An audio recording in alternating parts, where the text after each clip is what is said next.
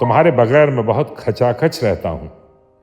यह दुनिया सारी धक्कम पेल सहित बेघर पाश की दहलीजें लांग कर आती जाती है।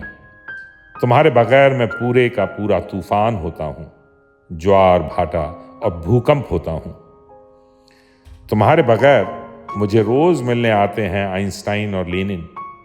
मेरे साथ बहुत बातें करते हैं जिनमें तुम्हारा बिल्कुल ही जिक्र नहीं होता।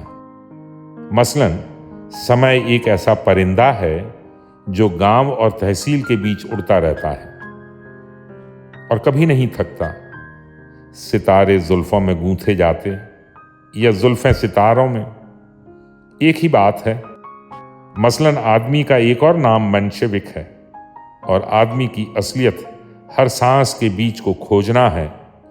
लेकिन हाय हाय, बीच का रास्ता कहीं नहीं होता। वैसे इन सारी बातों से तुम्हारा जिक्र गायब रहता है। तुम्हारे बगैर मेरे पर्स में हमेशा ही हिटलर का चित्र परेड करता है। उस चित्र की पृष्ठभूमि में अपने गांव की पूरे वीराने और बंजर की पटवार होती है, जिसमें मेरे द्वारा निक्की के ब्याह में गिरवी रखी जमीन के सिवा बची जमीन भी सिर्फ जर्मनों के लिए ही होती है। तुम्हारे बगैर मैं सिद्धार्थ नहीं बुद्ध होता हूं और अपना राहुल, जिसे कभी जन्म नहीं देना, कपिल वस्तु का उत्तराधिकारी नहीं, एक भिक्षु होता है। तुम्हारे बगैर मेरे घर का फर्श सेज नहीं, ईंटों का एक समाज होता है। तुम्हारे बगैर सरपंच और उसके गुर्गे हमारी गुप्त डाक के भेदिए नहीं, श्रीमान वीडियो के कर्मचारी होते हैं।